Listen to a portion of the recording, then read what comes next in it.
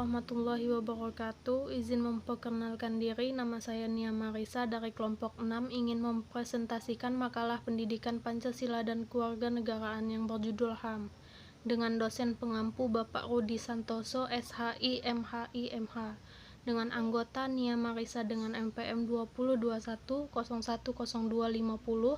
Muhammad Abdul Rozak dengan MPM 2021010218, Muhammad Rafiul Khair dengan NPM 2021010070, Maulana Rafli Fatahila dengan NPM 2021010221, Muhammad Farid Hidayat dengan NPM 2021010248. Dalam video kali ini saya akan menjelaskan yang pertama tentang latar belakang, yang kedua pembahasan meliputi 1. Pengertian HAM dan perkembangan HAM, 2. HAM universalitas dan relativitas, 3. Islam dan HAM, dan yang ketiga adalah penutup. Yang pertama saya akan menjelaskan latar belakang.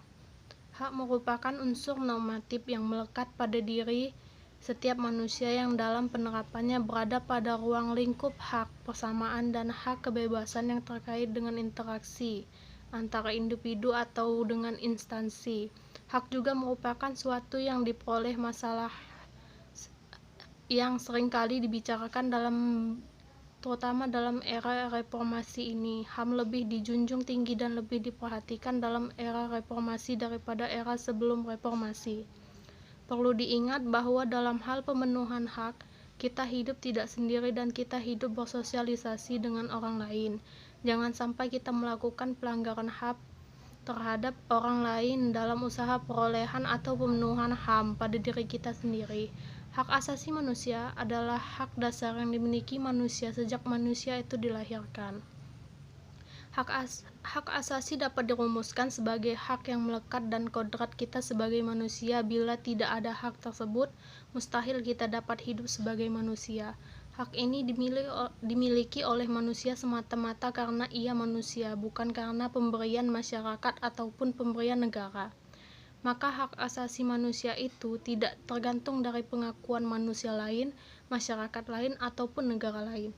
Hak asasi diperoleh manusia dari penciptanya, yaitu Tuhan Yang Maha Esa, dan merupakan hak yang tidak dapat diabaikan.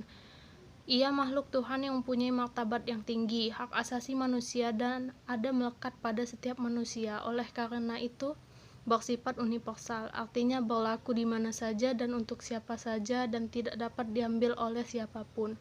Hak ini dibutuhkan manusia selain untuk melindungi diri dan martabat kemanusiaannya, juga digunakan sebagai landasan moral dalam bergaul dan berhubungan dengan sesama manusia. Pembahasan 1. Pengertian HAM dan perkembangan HAM. Pengertian HAM adalah hak-hak dasar yang dimiliki oleh manusia sesuai dengan kodratnya. Hak asasi manusia adalah konsep hukum dan normatif yang menyatakan bahwa manusia memiliki hak melekat pada dirinya karena ia adalah seorang manusia. Hak asasi manusia berlaku kapanpun, dimanapun, dan kepada siapapun, sehingga sifatnya universal. Hak manusia juga bisa dicabut, juga tidak dapat dibagi-bagi, saling berhubungan dan saling tergantung. Secara konseptual, hak asasi manusia dapat dilandaskan pada keyakinan bahwa hak tersebut dianugerahkan secara alamiah oleh alam semesta, Tuhan, ataupun nalar. Sementara itu, mereka yang menolak penggunaan unsur alamiah meyakini bahwa hak asasi manusia merupakan penjawetan nilai-nilai yang disepakati oleh masyarakat. Pengertian hak asasi manusia menurut para ahli memiliki cabang ilmu sendiri untuk mempelajarinya. Untuk itu ada beberapa pengertian hak asasi manusia dari para ahli yang mengemukakan cabang ilmu tentang hak asasi manusia.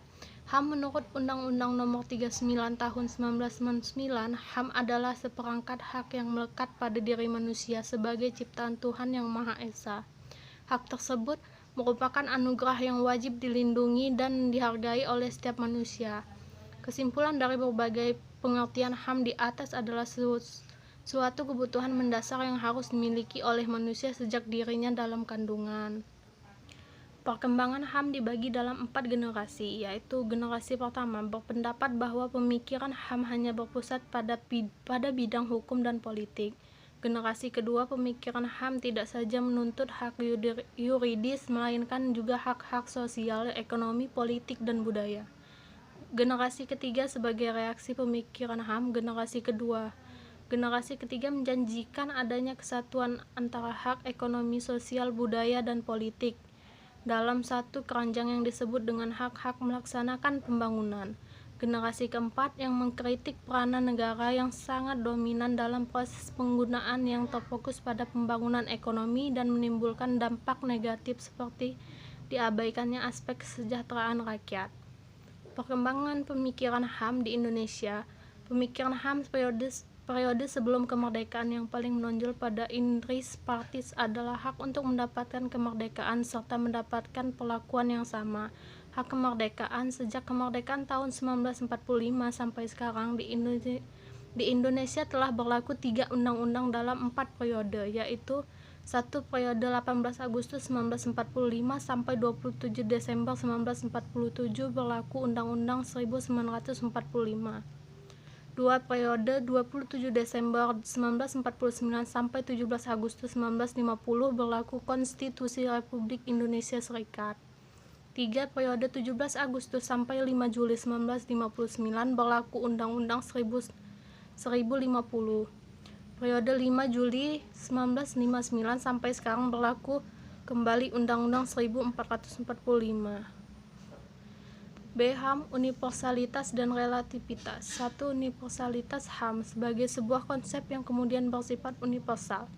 Universalitas HAM dalam bentuk serta pengertian yang umum tersebut sudah mendapatkan klaritas sebagaimana dijelaskan dalam spektrum konseptual bahkan legal baik internasional maupun nasional.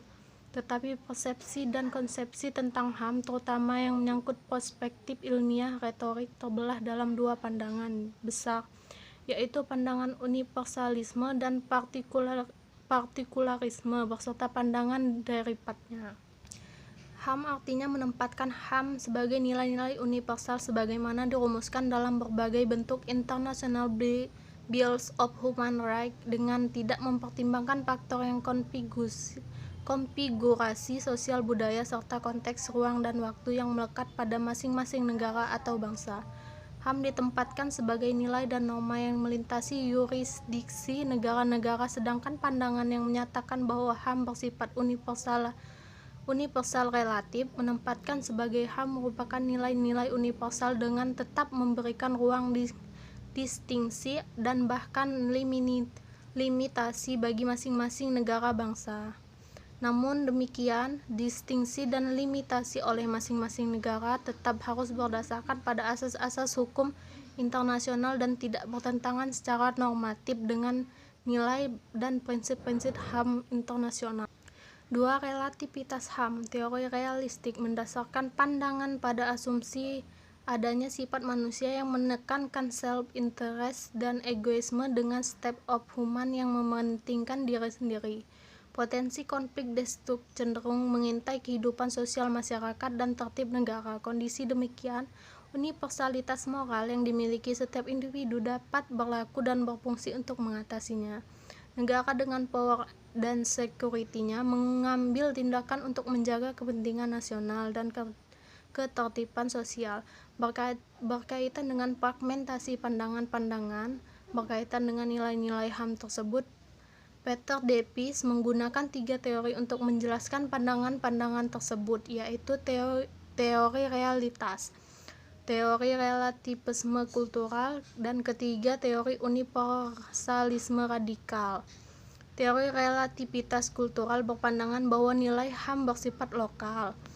HAM menurut teori relativitas kultural ada 3 model, yaitu implementasi HAM yang lebih menekankan pada hak sipil, hak politik, dan hak kepemilikan. 2. Implementasi HAM yang lebih menekankan pada hak ekonomi dan hak sosial. 3. Implementasi HAM yang lebih menekankan pada hak penentuan nasib sendiri. Pembangunan ekonomi banyak dilakukan oleh negara-negara yang masih tergolong terbelakang.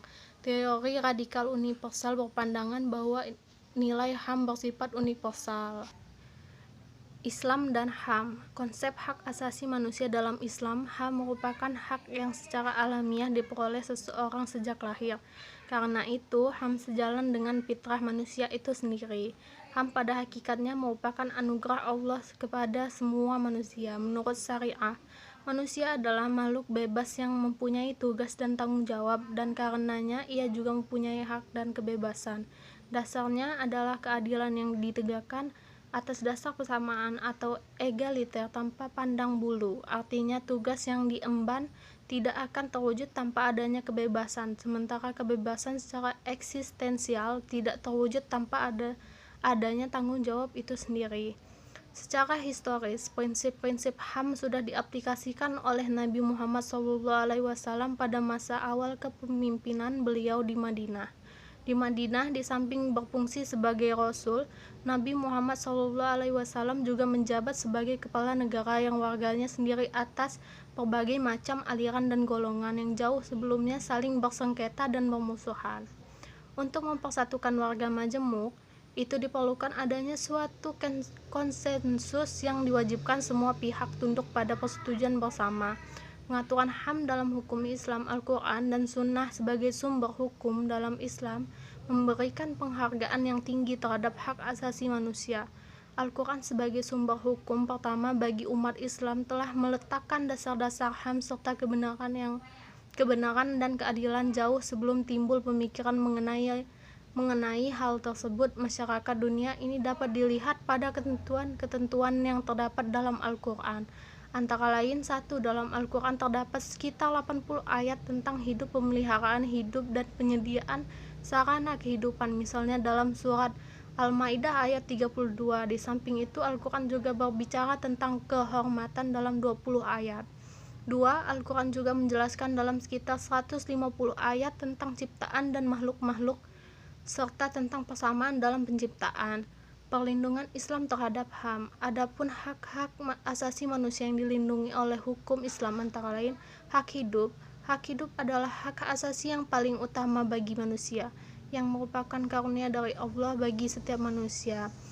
Hak kebebasan beragama dalam Islam. Kebebasan dan kemerdekaan merupakan HAM termasuk di dalamnya. Kebebasan menganut agama sesuai dengan keyakinannya. Kemerdekaan beragama terwujud dalam bentuk-bentuk yang meliputi antara lain: pertama, tidak ada paksaan untuk memeluk suatu agama atau kepercayaan tertentu. Kedua, Islam memberikan kekuasaan kepada orang non-muslim atau non-ahli kitab untuk melakukan apa yang menjadi hak dan kewajiban atau apa saja yang dibolehkan asal tidak bertentangan dengan hukum Islam. Ketiga, Islam menjaga kehormatan ahli kitab. Bahkan lebih dari itu, mereka diberi kemerdekaan untuk mengadakan perdebatan dan bertukar pikiran. Hak atas keadilan. Keadilan adalah dasar cita-cita Islam dan merupakan disiplin mutlak untuk menegakkan kehormatan manusia. Hak mendapatkan pendidikan. Setiap orang memiliki hak untuk mendapatkan pendidikan dan pengajaran. Sebagaimana yang dinyatakan oleh hadis Nabi SAW yang diriwayatkan oleh Bukhari, Thalabul ilmi faridotun ala kulli muslimin. Artinya, menuntut ilmu adalah kewajiban bagi setiap muslim. Penutup. Kesimpulan dan saran dari kesimpulan atas makalah ini adalah hak dapat dimaknai sebagai suatu nilai yang diinginkan seorang untuk melindungi dirinya agar ia dapat memelihara dan meningkatkan kehidupannya dan mengembangkan kepribadiannya. Ketika diberi imbuhan asasi, maka ia sedemikian penting mendasar, diakui oleh semua peradaban dan mutlak pemenuhannya. Karena hak asasi manusia adalah seperangkat hak yang melekat pada hakikat keberadaan manusia sebagai makhluk Tuhan yang Maha Esa dan merupakan anugerahnya, wajib dihormati dan dijunjung tinggi, dilindungi oleh negara, hukum, pemerintah, dan setiap orang demi kehormatan serta perlindungan harkat martabat manusia. Oleh karena itu, negara bukan saja menahan diri dan menyentuh hak-hak asasi tersebut, melainkan juga mempunyai kewajiban untuk melindungi dan menjamin hak-hak tersebut. Saran dari makalah ini, sebagai makhluk sosial, kita harus mampu mempertahankan dan memperjuangkan HAM kita sendiri. Di samping itu, kita juga harus bisa menghormati dan menjaga HAM orang lain. Jangan sampai kita melakukan pelanggaran HAM, dan jangan sampai pula HAM kita dilanggar dan diinjak-injak oleh orang lain. Jadi dalam menjaga HAM kita harus mampu menyelaraskan dan mengimbangi antara HAM kita dengan orang lain. Demikian presentasi dari kelompok 6. Apabila ada kesalahan dalam penyampaian materi, saya mohon maaf. Saya akhiri. Wassalamualaikum warahmatullahi wabarakatuh.